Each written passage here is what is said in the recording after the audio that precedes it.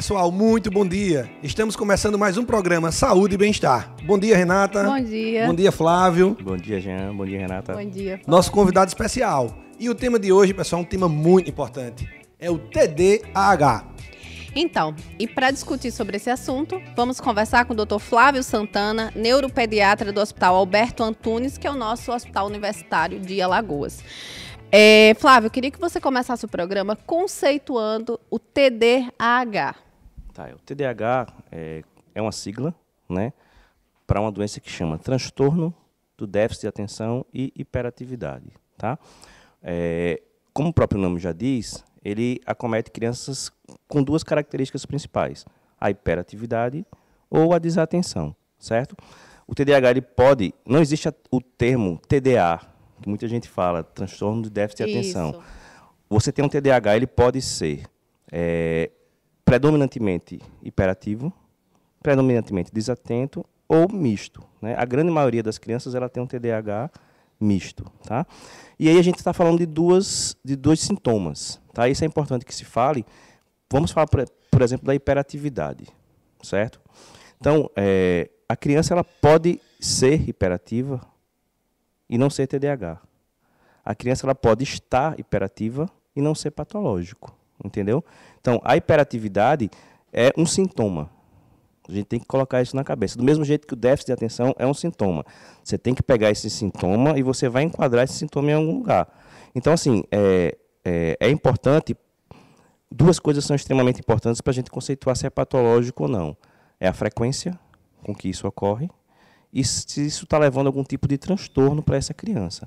Isso, ou seja, hoje a gente sempre fala, uma criança mais danadinha, entre aspas, essa criança é hiperativa, né? Então, quais são as principais causas que levam um pai, uma mãe procurar você e pensar, meu filho é um hiperativo patológico ou não, ele está um hiperativo? Isso é extremamente importante. As causas que levam a procurar são as mais diversas, né? Quando começa a levar um tipo de prejuízo escolar, um prejuízo familiar, de convívio com outras, até com outras crianças, dentro da família, só que isso pode ser momentâneo, como eu te falei, a criança ela pode ser hiperativa, ela pode estar hiperativa. Ela pode estar um pouquinho mais hiperativa, por exemplo, por alguma ansiedade momentânea que ela está passando, tá? E aí é extremamente importante isso que eu já falei. Frequência com que isso ocorre e se leva algum prejuízo para essa criança, certo? Existem critérios bem definidos, existe um livro que chama DSM, né? DSM-5 é uma reunião que psiquiatras e neuropediatras do mundo todo se reúnem para definir critérios. Então, todas as doenças neuropsiquiátricas elas têm critérios bem definidos, certo? Não é a criança entrar, dar 2 pulinhos dentro do consultório, essa criança é hiperativa, certo? Existem critérios bem definidos, o TDAH existem critérios exatamente bem definidos, onde não são só as características clínicas, precisa que seja em mais de um ambiente, existem outros critérios importantes. Então, assim, é importante frisar isso. O prejuízo, a palavra transtorno, você tem transtorno de déficit de atenção, transtorno de ansiedade, transtorno depressivo, transtorno bipolar. A palavra transtorno significa exatamente isso. Ela significa que precisa levar a um prejuízo, certo? Se a criança está mais hiperativazinha ali, mas ela não tem prejuízo nenhum, então a gente não tem indicação, não é patológico, não tem indicação de tratar. Eu te pergunto isso, Flávio, porque eu tenho uma criança muito próxima a mim que era até engraçado a desatenção dele, né? E a gente no início era tudo engraçado, né? Ele fazia algumas coisas, a gente dizia, poxa, como ele é voador, né? Como ele é voador.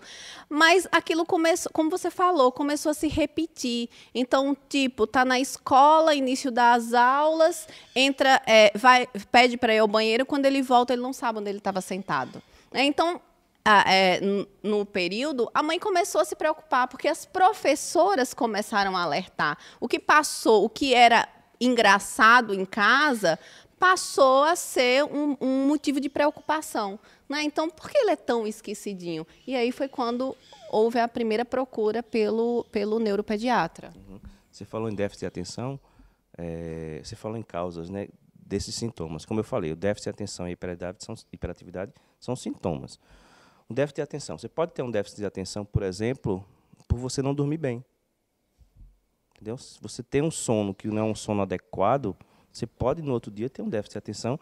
E se isso se prolonga, você pode ser uma criança com déficit de atenção por não dormir bem. Por uma causa também, Flávio, acho que é ocular, né? Tem crianças que reclamam também. Sim, Isso. Causa ocular, causa auditiva. Certo? Então, o diagnóstico diferencial é extremamente importante. O transtorno de ansiedade também, a ansiedade generalizada leva a um déficit de atenção. Pessoas ansiosas, elas são mais desatentas, certo? Então, o diagnóstico diferencial é extremamente importante. A gente precisa pesquisar tudo. Por quê? Porque o TDAH, em si, existem medicações específicas, certo? A medicação mais utilizada hoje é o metilfenidato. Por exemplo, se você pega uma criança desatenta porque ela é ansiosa, se você usa o metilfenidato, você vai piorar essa ansiedade. Entendeu? Então, tem que se ter muito critério com relação a esse tipo de diagnóstico. Acho que isso é uma coisa muito importante, né, Flávio? Por isso que a gente sempre fala a questão do especialista. Eu acho que esse programa também traz um pouco disso. Isso. Para que a gente possa procurar as pessoas certas, as pessoas que podem ajudar, né, nesses momentos. No caso do medicamento de uma criança desatenta, ele vai acionar algum mecanismo para que ele diminua esse estado de desatenção dele? Sim. O TDAH, porque se você pega uma criança que é desatenta por não estar dormindo bem, você vai tratar o sono, né? Você vai fazer higiene do sono, toda aquela coisa anteriormente. No TDAH, o TDAH hoje a gente sabe que é uma deficiência de um neurotransmissor numa região do cérebro. Neurotransmissor é uma substânciazinha que faz o cérebro da gente funcionar, levar um impulso de um neurônio para o outro, né? E aí a gente sabe que no TDAH já se sabe hoje que existe um neurotransmissor que chama dopamina. Então existe uma partezinha lá do córtex frontal que tem essa deficiência de dopamina, certo? O que é que uma medicação faz? É uma medicação estimulante. Por quê? A dopamina ela é o responsável pelo nosso freio, certo? Para você ter nessa região do cérebro. Então é o que faz a gente ficar mais parado, mais atento, focar melhor. Quem não tem a dopamina não funciona legal. Então quando você usa o metilfenidato, ele aumenta a quantidade de dopamina no cérebro e aí a dopamina vai lá e vai fazer a gente focar melhor. Mas em crianças que não têm a deficiência de dopamina, você não precisa usar. Entendeu? Flávio, já que você falou em medicamento, você já percebeu, você percebe se está havendo uma maior prescrição de medicamento, às vezes nos casos que não necessitaria deste medicamento? Sim, excelente pergunta, Renata. Isso eu acho que é uma das coisas mais importantes que a gente deve falar aqui. É o superdiagnóstico, como a gente fala, né? Existe na medicina, Jean sabe disso, as patologias elas podem ser divididas em categóricas, certo? Ou não categóricas, certo? Para ficar assim bem claro. As doenças categóricas são aquelas que ou você tem ou você não tem. Por exemplo, um câncer. Você tem ou você não tem. Uma infecção na garganta. Você tem ou você não tem. Existem as doenças que não são categóricas. São aquelas que dependem do nível. Por exemplo, hipertensão. Vamos pegar um prefixo igual, hiper, né? Hipertensão. A hipertensão ela necessita que você tenha um nível acima do nível X, né? Para que aquele nível comece a ter prejuízo para o coração, para os vasos. Então, existem as doenças neuropsiquiátricas, elas se apresentam todas dessa forma. Ou seja, precisa que se chegue a um nível X de hiperatividade, né? De frequência que isso ocorre, que leva a um prejuízo para essa criança para a gente considerar patológico e tratar. Aí você pega esse gráfico, o que é que está acontecendo? Estão puxando esse gráfico para cá. Entendeu? Então, assim, o nível que era para tratar de prejuízo, eles estão puxando para cá. Então, os critérios não estão sendo seguidos da forma certa, entendeu? Você está puxando para trás e está se tratando criança que não precisa ser tratada, certo? Isso é preocupante. Com certeza. Né, muito preocupante, né, Renato? E Flávio, porque a gente percebe, né, que quando você faz isso, você pode ocasionar danos, né, para essas crianças. O papo aqui está muito bom. Vamos para os comerciais e retornaremos com o Café com Especialista com a doutora Liédia Rocha, psicóloga, que foi entrevistada pelo Jean. Voltamos já já.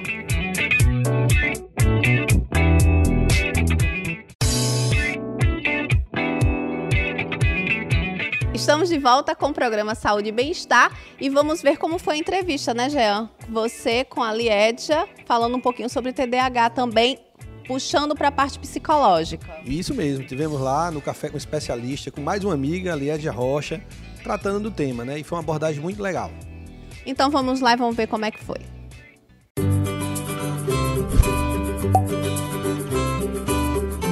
Olá, pessoal. Estamos começando mais um Café com Especialista. E hoje temos a nossa convidada especial, também mais uma grande amiga de infância, Liédia Rocha, que é psicóloga clínica e vai falar um pouquinho, né, Liédia, daqui a pouco pra gente, sobre uma coisa que é chamada de TDAH, né? Uma sigla um pouquinho grande, mas que tem uma importância, né, pra gente, pra quem tem filhos e até para os adultos também, né? Muito obrigado pela sua presença e é uma honra tê-la aqui conosco. Quem agradece sou eu, Jean, muito obrigada. E é uma honra realmente estar trazendo esse assunto para nós debatermos, porque o TDAH, essa sigla, né, que parece um palavrão, é o transtorno de déficit de atenção e hiperatividade. E em consultório nós recebemos muito essa queixa. Às vezes realmente o paciente ele está com o transtorno e às vezes não.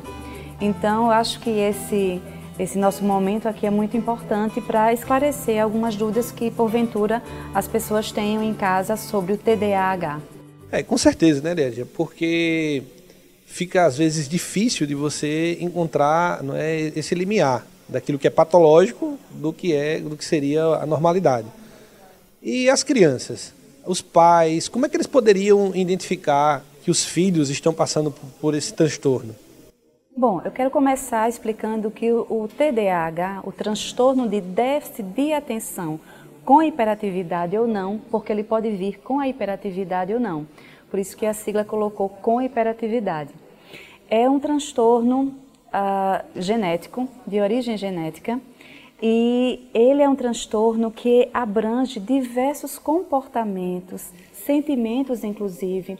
A pessoa que tem o transtorno de déficit de atenção, ela normalmente tem baixa autoestima, normalmente ela consegue identificar ao longo da sua vida, do histórico da sua vida, não vitórias que as fazem ficar com a autoestima lá embaixo. Então elas veem que as outras pessoas conseguem fazer, por exemplo, as crianças na escola.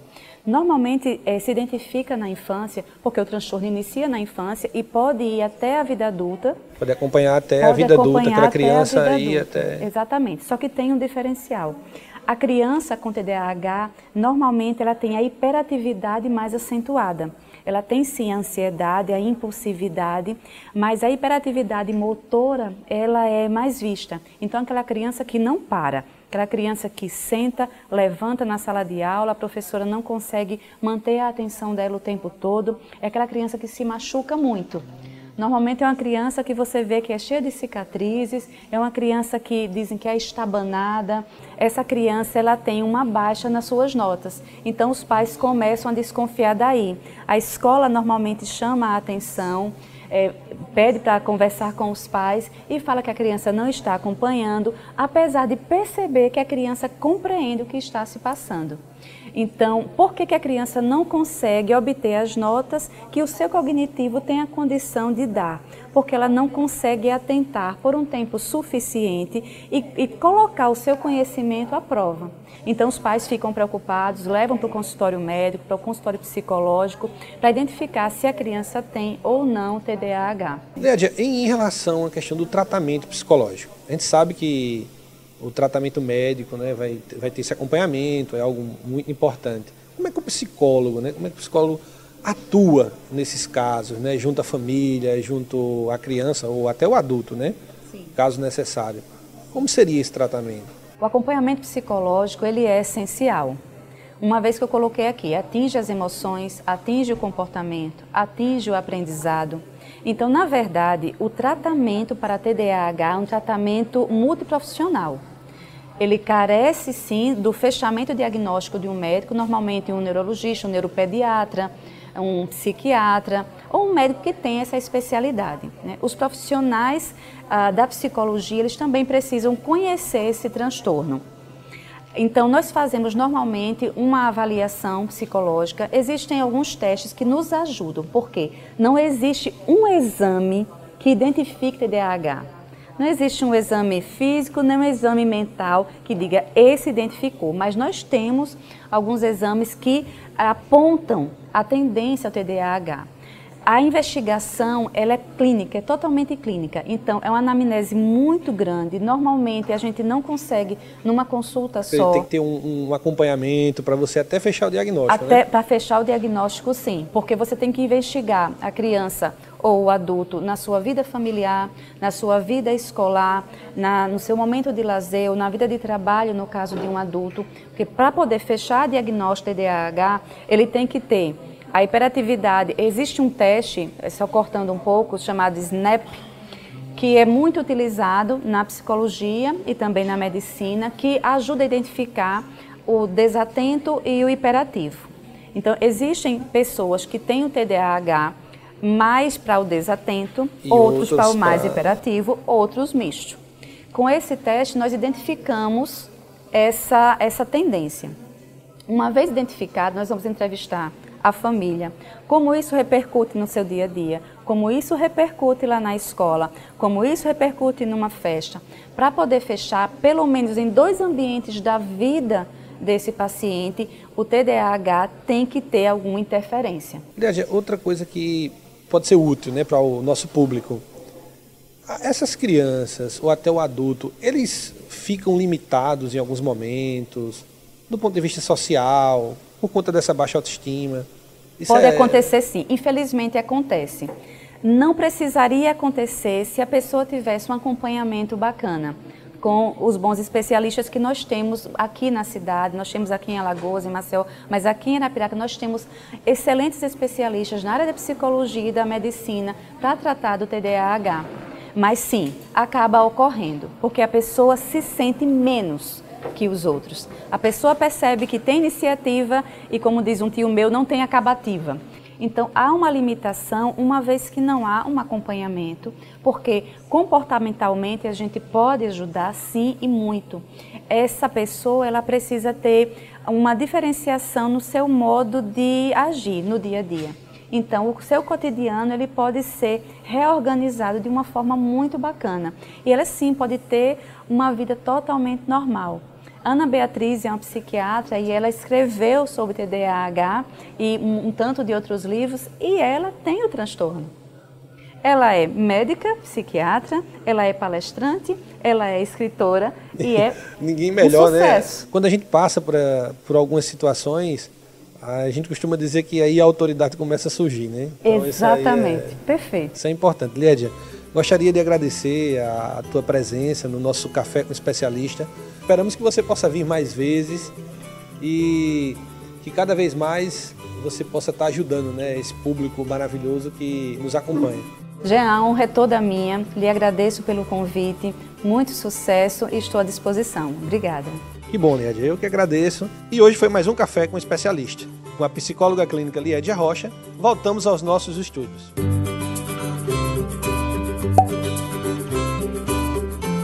E esse foi o nosso Café com Especialista, com Lídia Rocha, e tivemos alguns papos interessantes. Uma das coisas eu queria perguntar ao Flávio. Flávio, eu percebi que as crianças, elas também acompanham o TDAH, eles vão acompanhando essas crianças até a fase adulta. Será que o diagnóstico tardio, esse tratamento tardio, pode trazer danos para essas crianças? Sim, perfeito. Bela observação, Jean. O TDAH ele tem a seguinte característica. Quanto mais tempo você passa para tratar, mais comorbidade acontece. O que é comorbidade para o pessoal? É quando você tem na medicina outras doenças associadas àquela doença inicial, né? Mais ou menos isso. Então, quanto mais tempo você passa sem tratar uma criança, ela pode se tornar um adulto com muita comorbidade. Por exemplo, uma criança com TDAH pode ser um adulto com um transtorno de conduta. Pode ser um adulto com transtorno opositor desafiante, que são transtornos mais graves, né?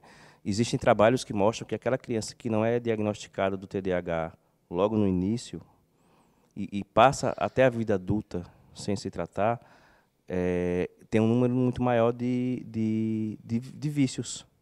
Cigarro, drogas, entendeu? Então, assim, é claro, nem toda criança que tem um TDAH vai evoluir para isso. Existem até algumas que evoluem e curam, e apresentam mais. Mas se você não diagnosticar, você corre esse risco de ser um adulto.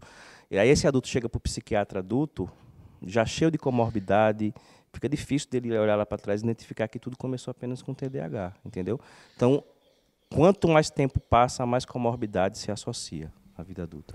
Outra coisa que me chamou bastante atenção, quando a Lied já falou, foi das causas. Ela falou de causas genéticas. Mas existe um trabalho que foi feito em conjunto da Universidade do Canadá e de Harvard, nos Estados Unidos, onde hoje é o maior estudo que tem em TDAH, onde se avaliaram 1.100 crianças. E aí viram que a epigenética, e aí só falando o que é epigenética, é quando o ambiente modifica o nosso DNA. E no caso do TDAH, foram vistos que crianças que tinham maior consumo de alimentos com agrotóxico, essas tinham uma maior chance de desenvolver TDAH. Só que um trabalho, quando a gente lê, uns tomam um rumo, né? Entende de um jeito, e outros de outro. Então, um grupo acredita que um maior consumo de agrotóxico pode levar ao TDAH. Outros dizem que não tem nada a ver, que até criticaram o estudo, diz que não foi muito bem desenhado esse estudo, e dizem que não tem nada a ver o consumo de agrotóxico com o TDAH. O que você tem a dizer sobre isso, Flávio? Você tomou partido de algum dos grupos? Uhum. Eu conheço o trabalho. É o seguinte, essas patologias, TDAH, autismo, transtorno do espectro autista, existe muita coisa se pesquisando ainda, certo? Então, assim, o que a gente sabe com relação ao TDAH hoje? Você perguntou se eu tomei partido. O que a gente sabe, que eu acredito até agora, é uma coisa apenas, que existe um potencial grande de herdabilidade, certo? Cerca de 80% das crianças com TDAH existe algum grau de herdabilidade. Foi herdado da família, tá? Como é que eles fazem esse trabalho de herdabilidade? Eles comparam irmãos gêmeos univitelíneos. Então, eles pegam os irmãos gêmeos e vê quantos por cento daqueles irmãos desenvolveram a doença os dois. E dos irmãos gêmeos univitelinos, 80% os dois têm a doença, entendeu? Então, a gente sabe que existe um grau grande de herdabilidade. Agora, o quanto o meio influencia nisso, a gente sabe que influencia de alguma forma, mas ainda não tem nada definido com relação a isso. Mas o ambiente familiar, em que grau ele pode atingir positivamente ou negativamente uma evolução ou até, podemos dizer, uma melhora nos sintomas do TDAH? O ambiente familiar é importantíssimo. O ambiente familiar, convívio familiar, ele faz parte do tratamento do TDAH. Em crianças, existem trabalhos comparando a influência da família, a terapia cognitiva comportamental e o remédio, certo? E a gente sabe que em crianças menores de 6 anos, o apoio psicológico e o apoio familiar é mais importante que o remédio. Mas, a partir dos 6 anos de idade, já se sabe que a medicação, se falando do TDAH, já é superior a essas outras duas formas. Mas, assim, é evidente que a educação dos pais precisa ser feito um trabalho, como já foi falado pela psicóloga, precisa ser feito precisa ter essa parceria com a família e precisa educar os pais de como lidar. Os pais precisam ser educados de como lidar com essa criança, tá? Ou seja, mais uma vez a gente vê a importância de uma equipe multidisciplinar trabalhando em prol de uma melhora, no caso de uma doença como o caso do TDAH. Perfeito. Né? Jean, vamos chamar os comerciais, né? Porque no nosso próximo bloco a gente vai ter o nosso momento culinária. Até daqui a pouco.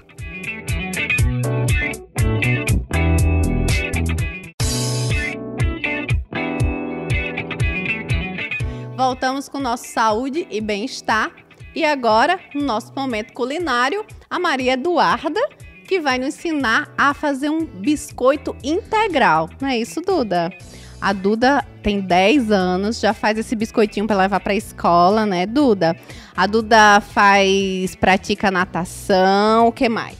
Handebol e aikido. E aikido, muito bem, um atleta. Então vamos ver, o que é que você vai utilizar para fazer o biscoito? Um ovo, 250 gramas de farelo de aveia. Farelo de aveia, mas pode substituir, você estava me falando que pode substituir por aveia e flocos finos, não é isso? Tudo bem. Uma xícara de açúcar mascavo. Uma xícara de açúcar mascavo. 5 colheres de manteiga. 5 colheres de manteiga. 3 colheres de sopa de Linhaça. e 1 colher de chá de fermento em pó. Tá, a gente vai misturando, né, Duda? A gente pode colocar, como é um biscoito para criança, a gente pode misturar um pouquinho de linhaça com chocolate granulado. Então, assim, quando eles forem comer, vão pensar que tudo é chocolate. Então, vai mexendo, né, Duda?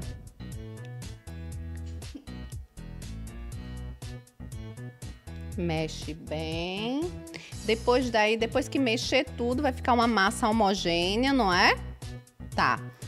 Então, vamos botar esse pedaço, esse aqui. Vamos botar essa parte aqui, que a gente já tem uma massa que a Duda já fez, já mexeu, não é? Então, essa massa... O que aconteceu depois que você misturou?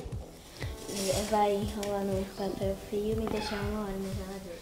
Então, Duda, depois que passou 1 hora na geladeira, a gente tirou. E aí, o que é que faz a partir de agora? Fazer as formas do biscoito. Faz o formato do biscoito. Você vai fazer uma bolinha. Isso. A Duda trouxe pra gente um formato tipo cookie. Eu sempre oriento as mães que quando é um biscoito para criança, utilize o cortadorzinho de biscoito. Então, esses aqui são em formato de coração, mas tem formato de bichinho, tá? Então, tanto pode ser em formato de cookie, que foi como ela trouxe, ela tá fazendo aqui, mas a gente vai fazer um em formato de coração, tá bom, Duda? Então, abre bem a massinha. Você abre mais um pouquinho pra gente fazer o coração. Isso. Faça o coraçãozinho. Isso, Duda. A Duda já é uma expert. Ela diz que quando ela não tá estudando e praticando esporte, ela tá fazendo o biscoitinho dela. Não é, Duda? Você gosta de cozinhar? Muito bem. Aqui em formato de coração. Depois que você corta os biscoitos, o que é que você faz? Precisa descansar ainda ou vai direto pro forno? Direto pro forno por 20 minutos. Vai direto pro forno por 20 minutos. E aí você já trouxe os biscoitinhos prontos também, não é isso? Vamos colocar essa parte aqui. E aí eu vou pegar os biscoitinhos que a Duda trouxe. Enquanto isso, tá aqui Dr. Jean e Dr. Flávio salivando pelos biscoitos, né? Esse biscoito delicioso da Duda. Muito bem. Duda, os biscoitos aqui passaram 20 minutos no forno, não é? E ficaram prontos. Você gosta do biscoito? É gostoso? A gente pode experimentar? A gente vai gostar? Então vamos experimentar. Por favor, Flávio, Jean, vamos experimentar o biscoito da Duda.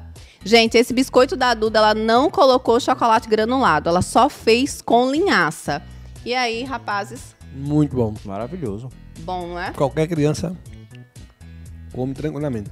A gente vê que é uma receita saudável, rica em fibras e que as crianças gostam. E é uma coisa que você pode juntar seus filhos na cozinha e fazer uma farra na cozinha.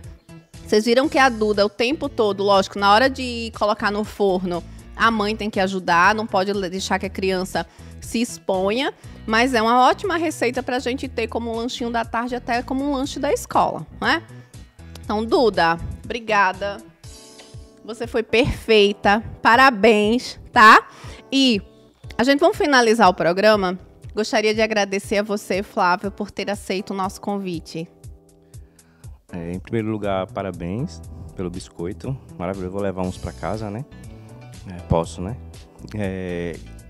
Gostaria de agradecer também o convite. E gostaria de deixar um recadinho no final, se você me permitir. Fica à vontade. A gente, como neuropediatra, a gente lida diretamente com muito preconceito, né? Então, as queixas que a gente falou de hiperatividade. A criança com autismo pode ter hiperatividade, a criança com deficiência intelectual pode ter.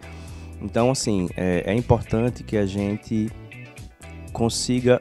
É aquela história, não julgar antes de ver. Porque a criança com hiperatividade é aquela criança que no supermercado vai estar mexendo em tudo, vai estar correndo, que que na igreja vai estar. É uma criança de 10 anos que não fica parada na igreja, que a gente espera que fique. E aí, qual é a reação normal? É aquela de olhar e virar o rosto. Então, assim, a gente tem que saber que existem sintomas desse tipo, que essas crianças elas podem até ser agressivas com a própria mãe, até com você, certo? E que, antes de julgar, procura saber o que está acontecendo, né? Eu acho que isso é importantíssimo. Isso é queixa frequente no consultório, as mães sofrem muito isso, certo? Então, assim, esse momento é importante para a gente falar sobre isso. Se não quer ajudar, pelo menos não critica, né? É aquela situação que a gente vê com preconceito, como você falou, né? O sofrimento das pessoas que são julgadas, que são vítimas do preconceito. Isso, já existe a carga da própria doença, né, Jean? E você ainda tem a carga da própria doença, você tem ainda um preconceito, um julgamento de várias situações que ocorrem no dia a dia, coisa presente todos os dias, né? Então, eu acho que isso é um recado legal pra gente deixar aqui no final do programa. Muito obrigada mais uma vez. Flávio, muito obrigado pela tua presença no nosso programa. Renata, parabéns. Duda, os biscoitos ficaram deliciosos. Vou levar um bocado pra casa, viu? E você que está nos vendo, acompanhe o nosso programa Saúde e Bem-Estar. Até a próxima. Tchau.